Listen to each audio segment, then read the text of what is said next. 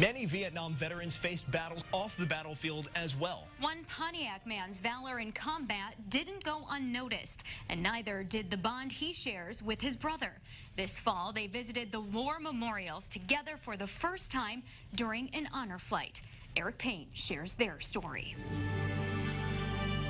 This is Jack Grove's first time visiting the Vietnam Memorial Wall. It's been a lot. As he traces the names of his fallen comrades.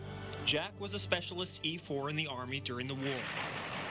I was in heavy artillery, and I fired the howitzer itself, and my battery unit was a roving battery, and we were probably in 13 to 14 different locations in Vietnam. His brother John was a petty officer second class in the Navy, working on the aircraft.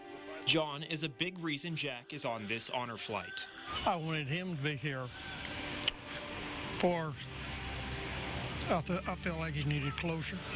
Closure for a war decades old. And as I was walking through the airport, a young lady walked up to me and punched me in the chest and called me a baby killer.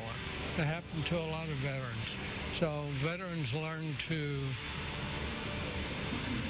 keep their service to themselves. So we lived with our nightmares for years and years.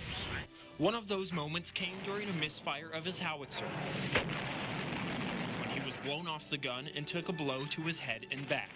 They evac'd him, but it was just the beginning. I left. I'm not even sure I knew my name. I knew I was artillery. Jack traveled to several cities in Vietnam looking for his unit. Finally, he ran into a clerk from his regiment in Quy Nhon. And that's how I got back to my unit. And got back to my unit, and 2 days later we pulled out. They left on January 28, 1968. 2 days later was the Tet Offensive, when 3 of his comrades were killed.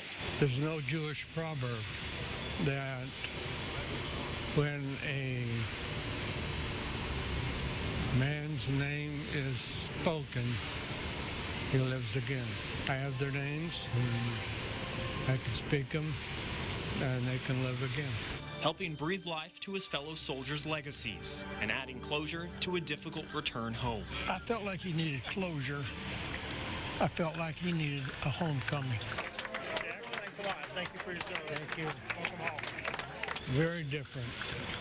I'm glad that they're getting that support.